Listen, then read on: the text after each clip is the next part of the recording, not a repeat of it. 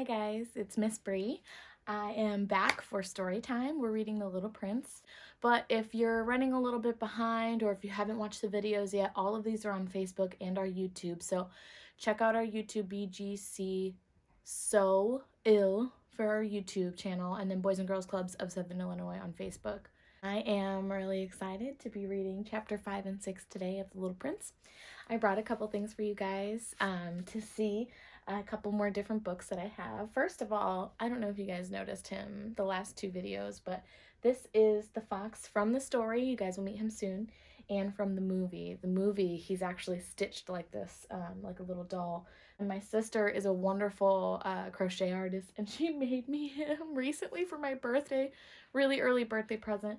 But I'm super excited to have him with me when I read stories. So he'll be hanging out for a little bit. So I brought my favorite Little Prince book, and this is my favorite because this was a gift. And this is actually the reason why I collect the Little Prince books, because my husband and I lived in Okinawa, Japan, like I mentioned in the last video. And this was the one, I saw this in a store and I completely melted. It was the first time I had seen a book that was different from the original English written or translated version that I had. It's a pop-up book, so not only is it in kanji, it's actually a pop-up book, and it has, remember the story, the sheeps that he drew, and it makes a little box. It's so neat. My favorite picture is a picture we haven't seen yet in the story.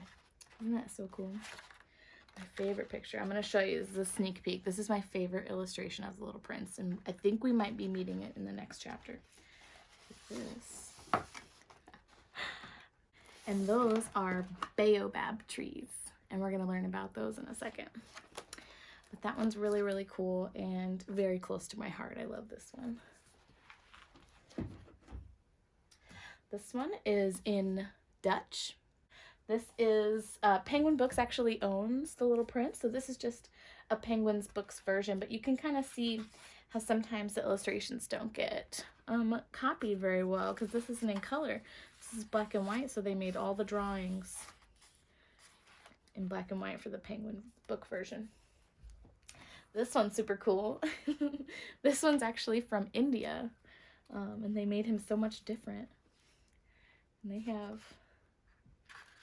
the illustrations like the little penguin. They're a little darker.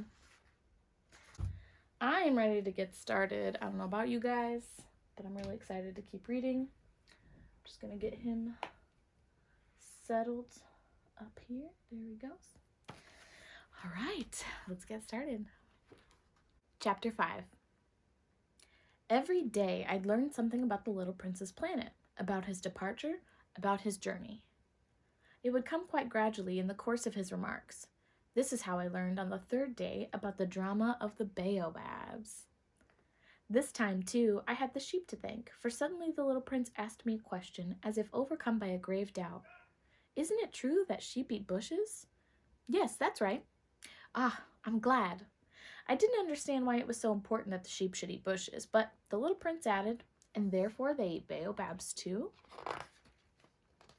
I pointed out to the Little Prince that baobabs are not bushes, but trees as tall as churches, and that even if he took a whole herd of elephants back to his planet, that a herd couldn't finish off a single baobab. The idea of the herd of elephants made the Little Prince laugh. We'd have to pile them on top of one another. And there's a picture of the elephants. But he observed perceptively, before they grow big, baobabs start out by being little. True enough, but why do you want to keep your sheep to eat little baobabs? He answered, oh, come on, you know, as if we were talking about something quite obvious, and I was forced to make a great mental effort to understand this problem all by myself. And in fact, on the Little Prince's planet, there were, as on all planets, good plants and bad plants. The good plants come from good seeds, and the bad plants from bad seeds. But the seeds are invisible. They sleep in the secrecy of the ground until one of them decides to wake up. Then it stretches and begins to sprout, quite timidly at first, a charming, harmless little twig reaching towards the sun. If it's a radish seed or a rose bush seed, then you can let it sprout all it likes. But if the seed is of a bad plant, you must pull the plant up right away as soon as you can recognize it. And there's the little prince pulling up a bad plant.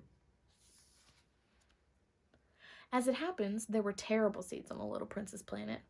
Baobab seeds. The planet's soil was infested with them. Now, if you attend to a baobab too late, you can never get rid of it again. It overgrows the whole planet. Its roots pierce right through. And if the planet is too small, and if there are too many baobabs, they make it burst into pieces. It's a question of discipline, the little prince told me later on. When you've finished washing and dressing each morning, you must tend to your planet. You must be sure to pull up the baobabs regularly as soon as you can tell them apart from the rose bushes, which they closely resemble when they're very young. It's very tedious work, but very easy. And one day he advised me to do my best to make a beautiful drawing for the edification of the children where I live. If they travel someday, he told me, it could be useful to them. Sometimes there's no harm in postponing your work until later, but with baobabs, it's always a catastrophe. I knew one planet that was inhabited by a lazy man. He had neglected 3 bushes. So, following the little prince's instructions, I have drawn that planet. There it is.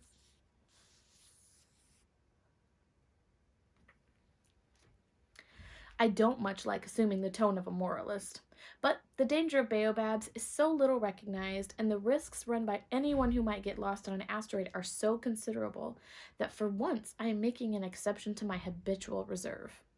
I say, children, watch out for baobabs.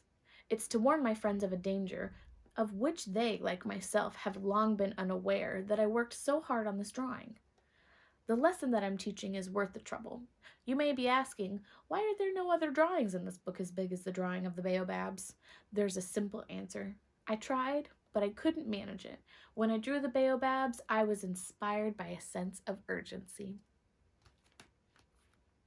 Now we understand why the little prince wanted the sheep so badly from the pilot, to help take care of the baobab trees. Do the baobab trees remind you of anything going on in your life right now? Have you ever postponed a task and been upset with how big the task is at the end? Is there anything in your life that you're responsible for maintaining? How do you think the pilot feels about the Little Prince's stories? Don't forget, tonight is dinner at 4 o'clock to 5:30. We're having Popeyes tonight. I'm very excited for that. We're having lunch again tomorrow from 12 to 1:30. We still have some books and enrichment bags for you guys so that you guys can keep busy. We're also working on something really cool coming up next week, and I can't wait to announce it. So please keep your eye out and stay safe out there, guys.